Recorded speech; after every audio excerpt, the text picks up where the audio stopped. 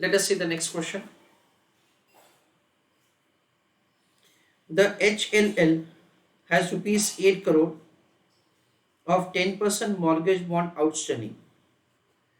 तो कंपनी ने already debentures issue करके रखा है, बॉन्ड्स इशू करके रखा है, जिसका वैल्यू है 8 crore under an open ended scheme. The scheme allows additional bonds to be issued as long as all of the following conditions are met. नीचे दिए हुए जो सारे कंडीशंस है, अगर वो मीट होंगे तो ही आप एडिशनल बॉन्ड्स इश्यू कर सकते हो.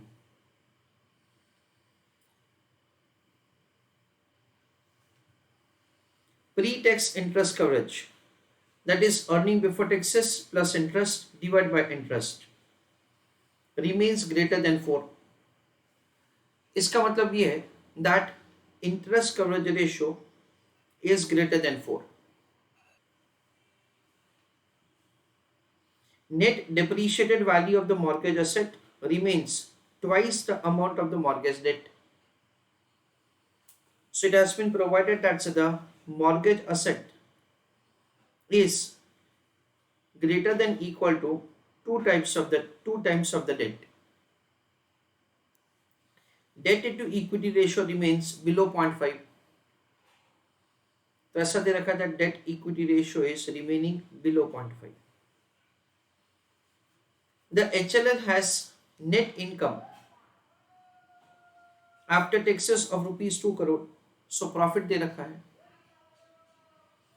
40% is income tax rate, 40 crore in equity and 30 crore in depreciated asset covered by the mortgage. Assuming 50% of the proceeds of the new issue would be added to the base of the mortgage assets and that the company has no sinking fund payment until the next year, how much more 10% debt could be sold under each of the three conditions? That is a question. Which protective covenant is binding? That is a question. I request all of you to go through the question, please. Dear students, let us have understanding of the question before we proceed for the answer. Question में ऐसा दे रखा है that से एक HLL नाम का company है, उन्होंने ऑलरेडी 8 करोड़ रुपए के डेट फाइनेंसिंग को रेज करके रखा है, जिसका रेट ऑफ इंटरेस्ट है 10%. क्वेश्चन में दे रखा है दैट से हमारा अर्निंग आफ्टर टैक्सेस है 2 करोड़, इनकम टैक्स का रेट है 40%, हमारा इक्विटी फाइनेंसिंग है 40 करोड़ का, और जो भी असेट्स है ना, असेट्स का वैल्यू है 30 करोड़. क्वेश्चन में ऐसा दे रखा है that say the company wants to issue additional debt financing जिसका रेट ऑफ इंटरेस्ट होगा 10%. जब कंपनी ने एग्जिस्टिंग डिबेंचर्स यानी एग्जिस्टिंग बॉन्ड्स को इशू किया था, तभी बॉन्ड होल्डर्स को क्या कमिटमेंट दिया था? कमिटमेंट ये दिया था कि हमेशा हम लोग हमारा इंटरेस्ट कवरेज रेशियो 4 से ज्यादा रखेंगे. दूसरा कमिटमेंट ऐसा दिया था कि जो भी असेट्स हम लोग आपकी फेवर में मॉर्गेज कर रहे हैं, it will be 2 times of the debt. और तीसरा, हमारा डेट इक्विटी रेशियो कभी भी, that is debt equity ratio हमेशा 0.5 के नीचे रहेगा. तो ये 3 चीज ऑलरेडी हमने हमारे एग्जिस्टिंग बॉन्ड होल्डर्स को कमिट करके रखा है. क्वेश्चन में हमको ऐसा दे रखा है that say 50% of the proceeds of the new issue would be added to the base of the mortgage assets. तो ये सब इंफॉर्मेशन दे रखा है. बेसिकली यहां पे हमको टोटल 4 क्वेश्चंस पूछे गए हैं. 1 2 3 4 4 क्वेश्चंस कैसे? Taking into account only the first condition, हम लोग कितना एडिशनल डेट फाइनेंसिंग रेज कर सकते हैं वो हमको कैलकुलेट करना है. Taking into account only second condition, कितना डेट फाइनेंसिंग रेज कर सकते हैं वो कैलकुलेट करना है. Taking into account only third condition, कितना डेट फाइनेंसिंग रेज कर सकते हैं वो कैलकुलेट करना है. ये 3 कैलकुलेशन करने के बाद, लिसन केयरफुली, ये 3 कैलकुलेशन करने के बाद हमको ये कैलकुलेट करना, दैट इज ये आंसर देना है that what is the maximum additional debt financing that the company can raise. वो हमको यहाँ पे क्वेश्चन में पूछा गया है. बेसिकली फ्रेंड्स, क्वेश्चन का लॉजिक क्या वो मैं आपको समझाता हूं before we proceed for the answer. Suppose that there is a company, ऐसे मैं बता रहा हूं, एबीसी लिमिटेड. एबीसी लिमिटेड का करंट सिचुएशन ऐसा है कि एबीसी लिमिटेड का current assets, I am sorry, जो टोटल असेट्स है ना, वो है for example N amount of rupees 10 lakhs. उनका इक्विटी शेयर कैपिटल है for example N amount of 8 lakhs. और लेट अस से दैट से बाकी का 2 लाख रुपए रिजर्व्स है, करंट लायबिलिटीज है, ये सब. Now this company is going for the purpose of raising debt financing of an amount of rupees 1 lakh. तो कोई भी इसी को, ये कंपनी को जब लैंड करेगा ना, तो वो बहुत सिक्योर महसूस करता है. क्यों? क्योंकि ये कंपनी का एग्जिस्टिंग डेट फाइनेंसिंग जीरो है. तो the company has a good question, है ना. अनफॉर्चुनेटली सपोज ऐसा होता है कि कोई भी रीजन की वजह से एबीसी लिमिटेड का कंपनी बंद हो जाता है. Even in that case, what will happen? Even in that case, we understand that the ABC Limited will have sale value of these assets sufficient to make the payment to the debt financer. इसलिए date financer जो होता है वो कम rate of interest charge करता है और वो basically invest करने को तैयार होता है क्योंकि ये कंपनी का नेटवर्क बहुत अच्छा है. Now let us say that say this is X debentures और एक्स डेट फाइनेंसिंग. फिर ये कंपनी ने क्या किया? वाई डेट फाइनेंसिंग लिया, जेड डेट फाइनेंसिंग लिया, पी डेट फाइनेंसिंग लिया. तो over the time period suppose कि ABC that is company is becoming very highly levered, उन्होंने बहुत सारा डेट फाइनेंसिंग ले लिया. Now suppose ABC limited is going into liquidation because of certain situation. तो क्या होगा? जो भी असेट्स रियलाइज होगा वो सबके बीच में से प्रोपोर्शनली डिस्ट्रीब्यूट होता है. तो ये जो इनिशियल डेट फाइनेंसर है ना, उसको लग रहा है दैट से आई कमिटेड अ मिस्टेक. मैंने डेट फाइनेंसिंग जब दिया था, मैंने जब इन्वेस्टमेंट किया था, तभी क्या था से उनका इक्विटी का प्रोपोर्शन बहुत ज्यादा था. ओवर द टाइम पीरियड ये कंपनी तो डेट फाइनेंसिंग बढ़ाते गया, तो अल्टीमेटली मेरे रिस्क बढ़ गया. सो नेक्स्ट टाइम ऑनवर्ड्स जब भी कोई कंपनी इनके पास से पैसा मांगने जाता है, इनको बोलता है दैट से आप हमको लोन दीजिए, तो वो क्या बोलते हैं? वो बोलते हैं दैट से वी हैव से सर्टेन कंडीशंस. कंडीशंस कैसे रखी जाती है? कंडीशंस ऐसे रखी जाती है कि जिसकी वजह से जो डेट फाइनेंसर है ना, उनको सिक्योरिटी हो. कंपनी का इंटरेस्ट कवरेज रेशियो 4 से ज्यादा, इसका मतलब क्या? That the company has sufficient earning to make payment of the interest.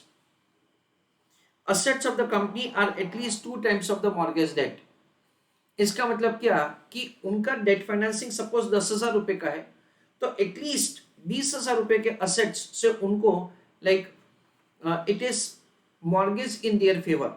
यानी अगर कंपनी लिक्विडेशन में जाता है, then sale value of those assets will be utilised first for making payment to them. उनका डेट इक्विटी रेशियो 0.5 से नीचे रहना चाहिए, क्योंकि जितना डेट फाइनेंसिंग बढ़ता जाएगा उतना फाइनेंशियल लिवरेज बढ़ता जाएगा. दैट इज द रीजन से these are like the conditions which are kept. तो हमको यहाँ पे ऐसा दे रखा है कि ये जो हमने डेट फाइनेंसिंग रेज किया था, से तब हमने ये सारा कंडीशंस हमारे डेट फाइनेंसर्स को कमिट किया था. क्वेश्चन में ऐसा दे रखा है कि अभी हमको और पैसे का जरूरत है, जिसमें हम लोग रेट ऑफ इंटरेस्ट 10% ऑफर करने वाले हैं. क्वेश्चन में ये है that say what is the maximum debt financing that you can raise taking into account condition 1, condition 2, condition 3.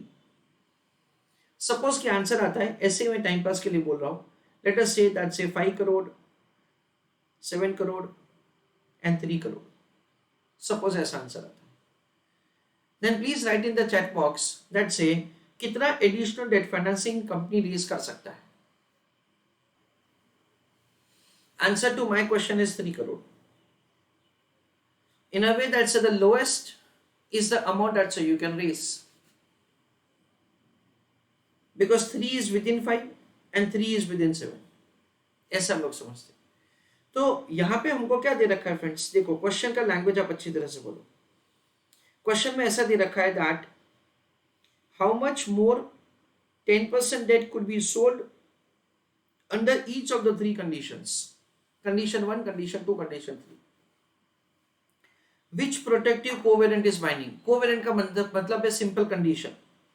तो अगर आंसर्स इस हिसाब से है, then in that case we understand that the debt equity ratio is a covenant, is a condition which is binding, so that restricts you so to raise additional debt financing, ऐसा इसका मतलब होता है।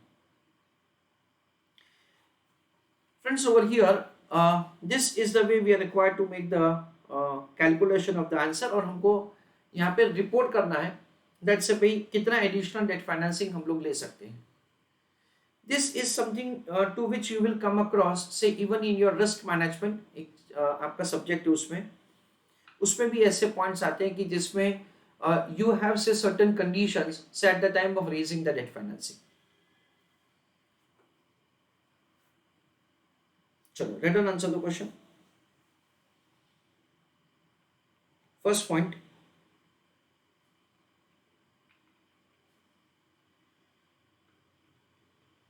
in this question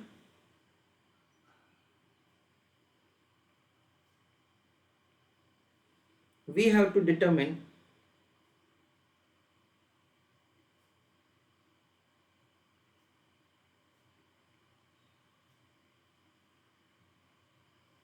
what is the amount of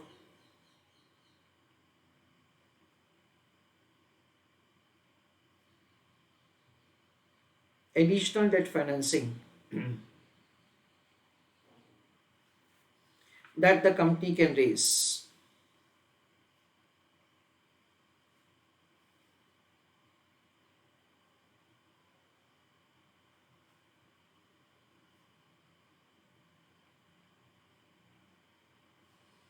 Second point,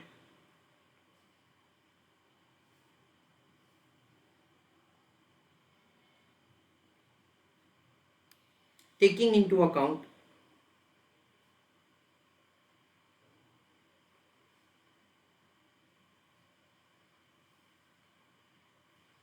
each of the condition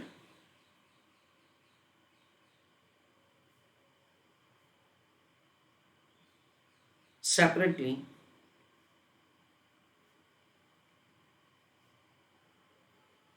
we have to find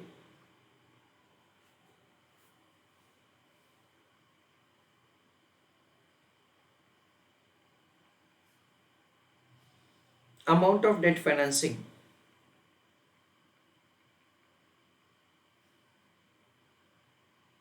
that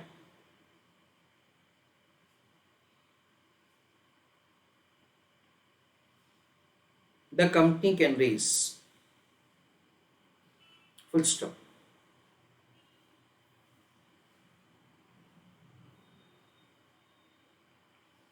Third point,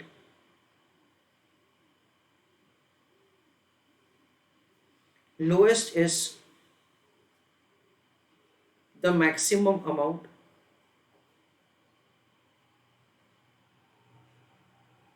that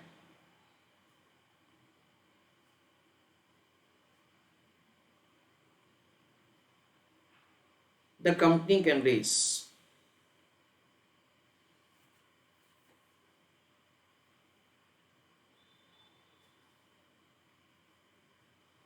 These conditions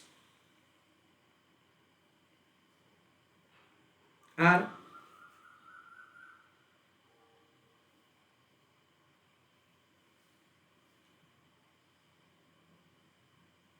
for debt financers security.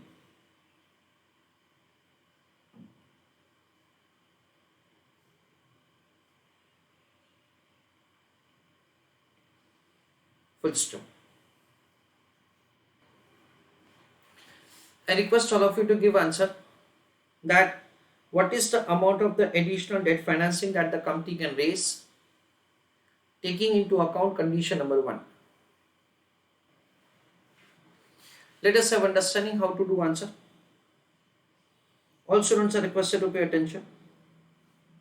देखो question में हमको दे रखा है that's the earning after taxes is an amount of ₹2 crore, ऐसा दे रखा है और टैक्स रेट है 40%। So use your calculator. Just पहले हम लोग थोड़ा डिस्कशन कर रहे हैं। Earning after taxes is equal to earning before taxes minus income tax. So earning after taxes is equal to earning before taxes minus earning before taxes into tax rate. Earning after taxes है 2 crore, earning before taxes को common लिया into 1 minus tax rate. Earning before taxes क्या होगा? Earning after taxes 2 crore divided by 1 minus 0.40. So please use your calculator. 2 divided by 0.6, तो ये हमारा EBT हो जाएगा 3.33 करोड़। दिस इज व्हाट से वी अंडरस्टैंड। सी यहाँ पे लैंग्वेज ऑफ द क्वेश्चन बहुत ही क्लियर है। इनकम बिफोर टैक्सेस यानी 3.33 करोड़ प्लस बॉन्ड इंटरेस्ट। देखो एग्जिस्टिंग जो है 8 करोड़ का बॉन्ड जिसका रेट ऑफ इंटरेस्ट है 10%, तो क्या किया जाएगा 8 करोड़ इंटू 10% प्लस क्या किया जाएगा एडिशनल डेट फाइनेंसिंग को हमने एक्स वेरिएबल असाइन किया है। So X into rate of interest again 10%। ये कहां से आई? यहां से आया। How much more 10% debt could be raised, that is the question. So this becomes the numerator divided by क्या करेंगे फ्रेंड्स? डिवाइडेड बाय 8 करोड़ का 10% प्लस एक्स अमाउंट इंटू 10%। तो न्यूमरेटर क्या हो गया? EBIT डिवाइडेड बाय क्या हो गया? इंटरेस्ट रिमेन्स ग्रेटर देन 4, तो इज इक्वल टू 4 करके क्या किया जाएगा? ये इक्वेशन को सबसे पहले सॉल्व किया जाएगा और फिर हम लोग एक्स अमाउंट कैलकुलेट करेंगे। So write on heading calculation of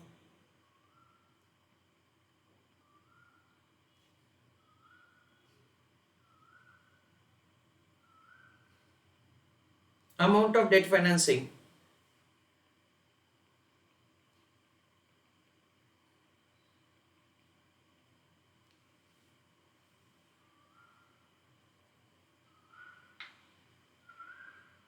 as per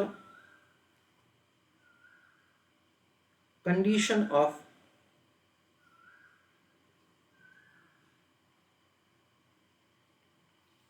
interest coverage ratio.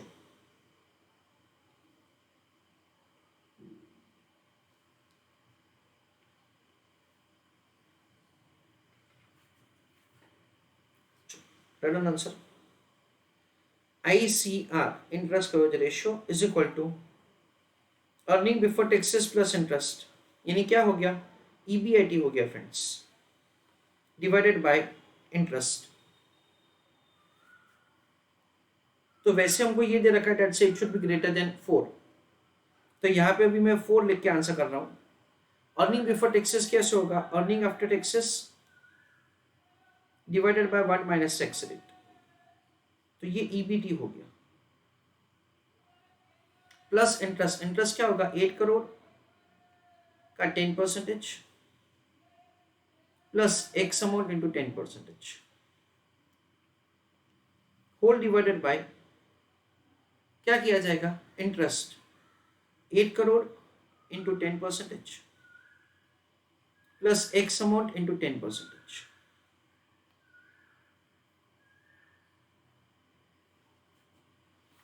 Now this is the way we are required to solve the equation. So यहाँ पे लिखेंगे 4 into 0.8 crore plus 0.10x is equal to earning after taxes कितना है? 2 crore. Income tax का rate कितना है? 40%।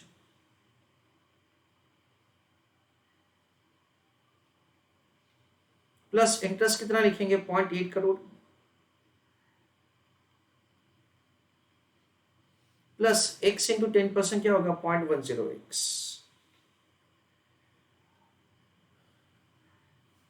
So now 4 into 0.8, that is 3.2 crore.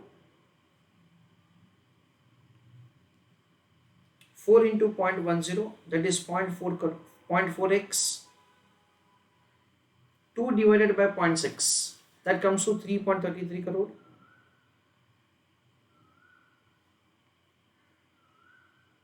Plus 0.8 crore plus 0.10x. 0.10x को opposite side shift किया तो वो पॉजिटिव से क्या हो गया, नेगेटिव हो गया.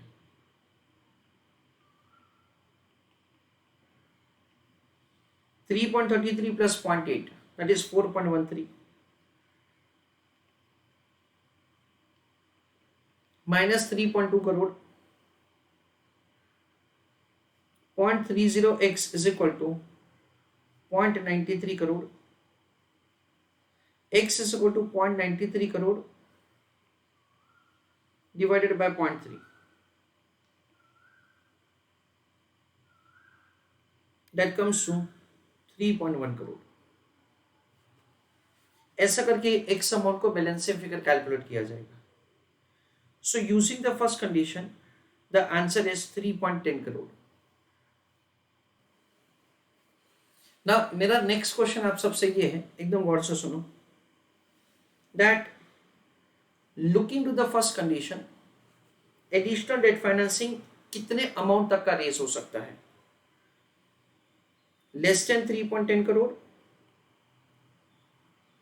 greater than 3.10 crore,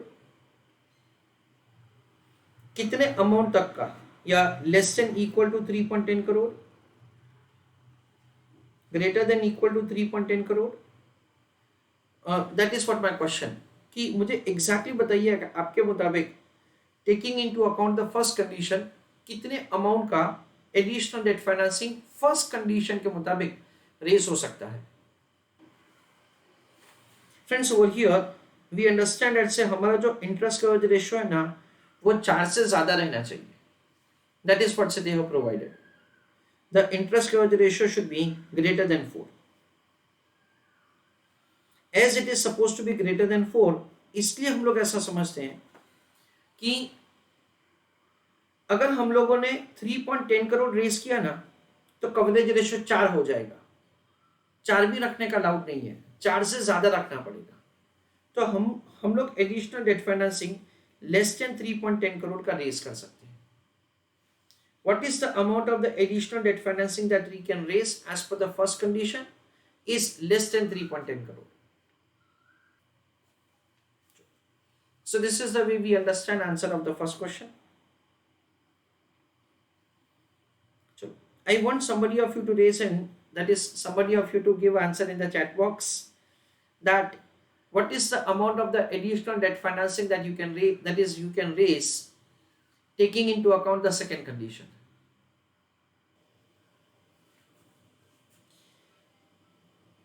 Third one heading, condition number 2.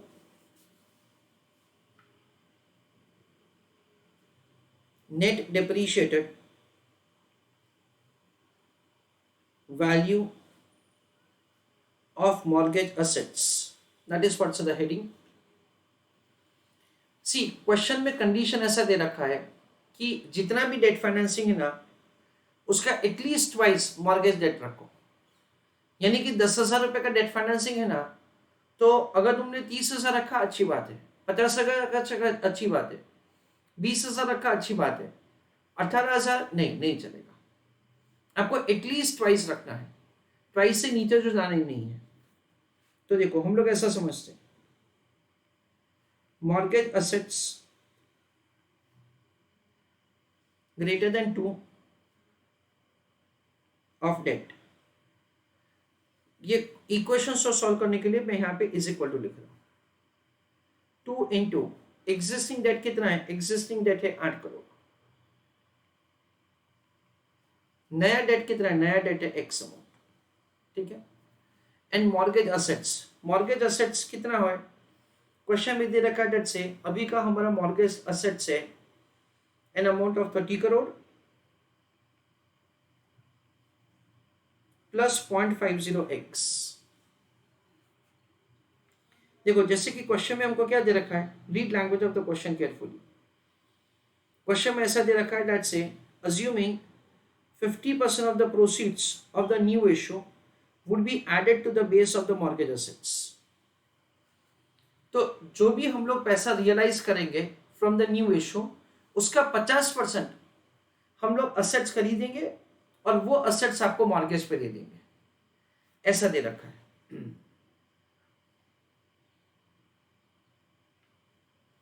So we understand that over here, for the purpose of solving the equation, we keep E is equal to, so it is 30 crore plus 0.50x is equal to 2 into 8, कितना होगा 16 crore. 2 into x क्या होगा 2x. 0.5 को सामने की तरफ लेकर गए तो वो नेगेटिव हो जाएगा. 16 करोड़ को वापस ऑपोजिट साइड लेके गए तो वो नेगेटिव हो जाएगा. 1.50x is equal to 14 crore. x is 14 crore divided by 1.50. 14 upon 1.5. So the answer is 9.33 crore.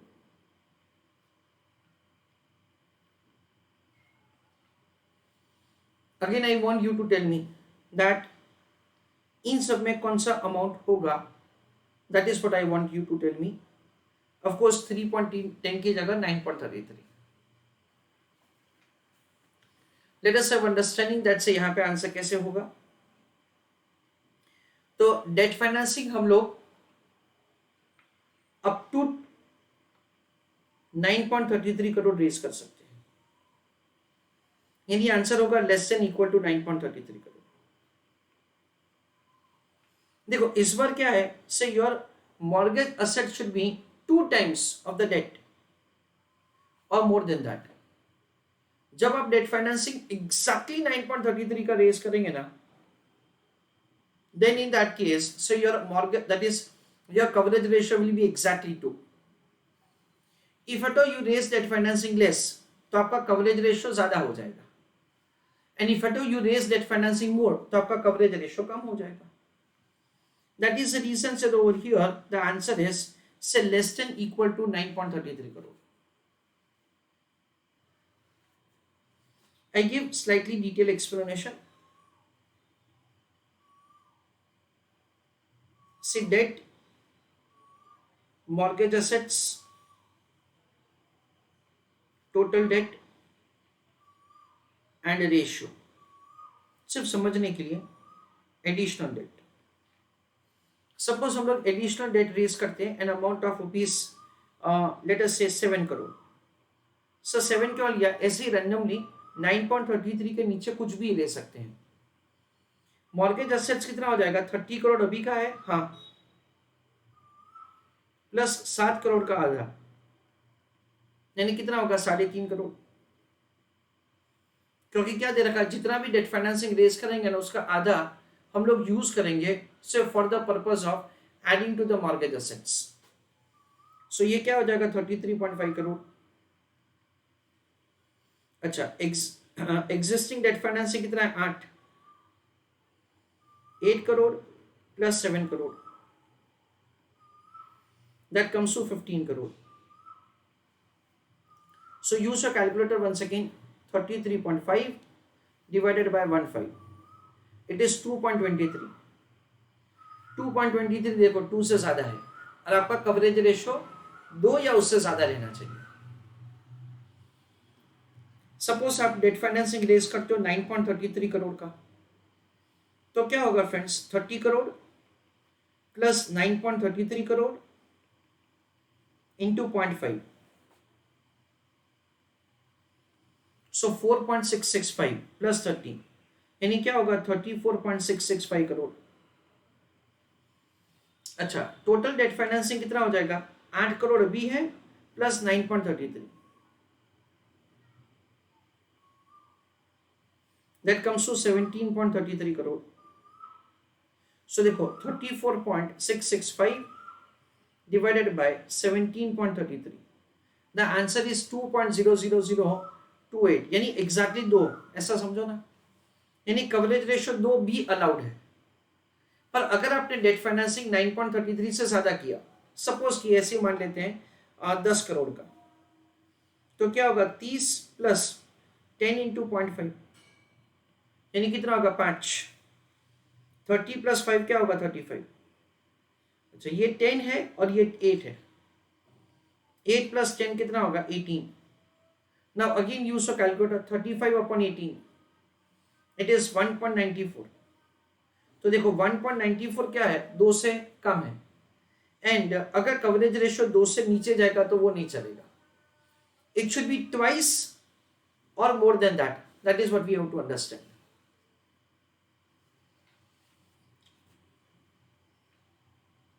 I want you to answer the third question, that what is the maximum debt financing that you can raise taking third condition into account. चलो heading right down, debt equity ratio.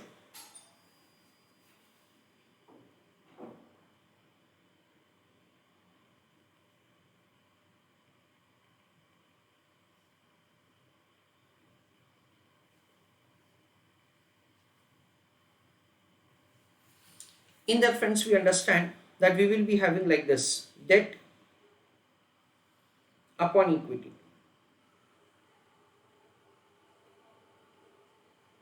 So ये ratio क्या होना चाहिए, से below 0.5। Again हम लोग अभी solve करने के लिए इज इक्वल टू रखेंगे, तो डेट में क्या लिखेंगे, existing debt plus new debt divided by equity share capital. Equity share capital कितना है friends, it is an amount of rupees 40 crore.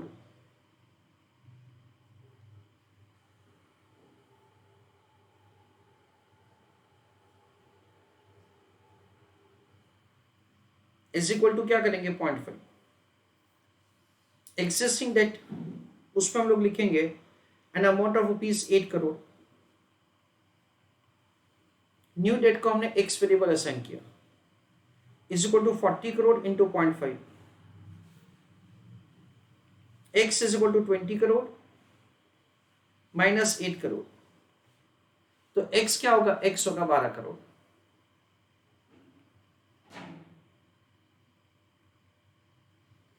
यानी जो exist that is additional debt financing है, that we can raise for an amount less than 12 crore.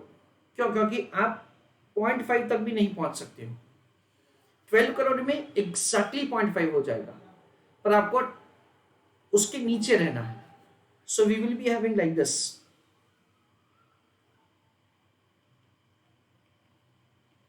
Additional debt financing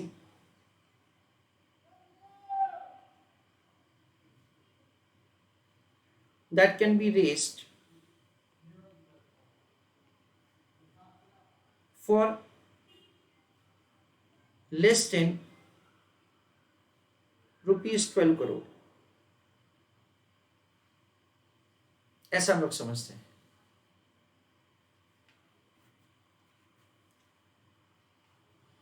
so condition of interest coverage ratio, mortgage assets and debt equity ratio,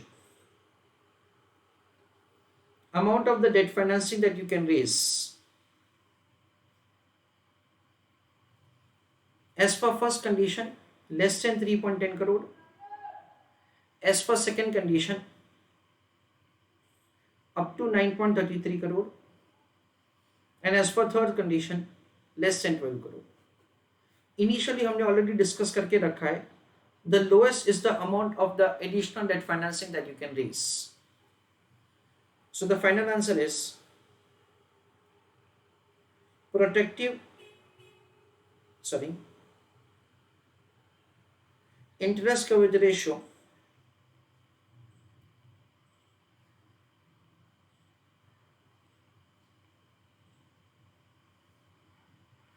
is protective covenant.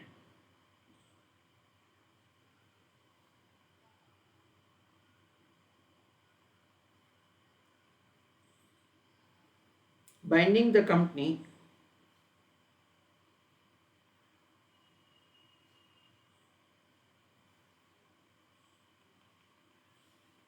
to raise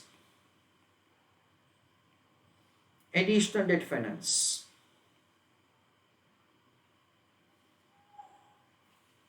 ऐसा हम लोग समझते हैं. So maximum additional debt financing that the company can raise is 3.10 crore. तो ही क्या होगा, तीन condition satisfy होंगे, ऐसा हम लोग समझते हैं. So let us have a summary of the entire answer. Friends, ये क्वेश्चन में हमको ये डिसाइड करना है that say what is the amount of the additional debt financing that the company can raise, taking into account the three, like the commitments that say we already have given to the existing debt financers. हमने उनको 3 commitments दिया है. पहला ऐसा दिया है कि हमारा कवरेज रेशियो 4 से ऊपर रहेगा. दूसरा कमिटमेंट ऐसा दिया है कि हम लोग हमेशा मॉर्गेज असेट जो है ना वो 2 types of the debt financing रखेंगे. और तीसरा कंडीशन ऐसा है कि हमारा डेट इक्विटी रेशियो हमेशा 0.5 के नीचे रहेगा. So taking into account these 3 conditions, हमको ये कैलकुलेट करना है हम लोग कितना maximum additional debt financing raise कर सकते हैं. That is the question. So looking to the first condition, it is EBIT upon interest. ऐसा करके इंटरेस्ट कवरेज रेशियो हो गया. And say the answer is 3.10 crore. Question में दे रखा है डेट से हमारा कवरेज रेशियो 4 से ज्यादा होना चाहिए. It means that say the additional debt financing that we can raise taking first condition into account is less than 3.8 crore. Similarly second में भी करना है हमको, जिसमें हमारा जो मॉर्गेज असेट्स है that should be 2 times of the debt financing. Debt financing कितना है, 8 करोड़ प्लस x, उसका डबल हमारा मॉर्गेज असेट्स होना चाहिए. क्वेश्चन में इंपॉर्टेंटली ऐसा दे रखा है कि जो भी पैसा हम लोग रियलाइज करेंगे from the new issue of the security, उसका आधा पैसा हम लोग असेट्स खरीदने में लगाएंगे जो बॉन्ड होल्डर्स को मॉर्गेज किया जाएगा. इसलिए मॉर्गेज असेट्स क्या हो जाएगा, it is 50% of the new financing, new debt financing plus 30 crore. Debt equity ratio का तो सिंपल ही है. So taking into account this 3 values, the maximum additional debt financing that the company can raise is less than 3.8 crore. Debt equity ratio में ऐसा दे रखा है that it should be less than 0.5. तो existing debt 8 crore, new debt x variable divided by equity financing is 40 crore is equal to 0.5 और x का answer आता है 12 करोड़. ऐसा करके हमको यहाँ पे आंसर कैलकुलेट करना.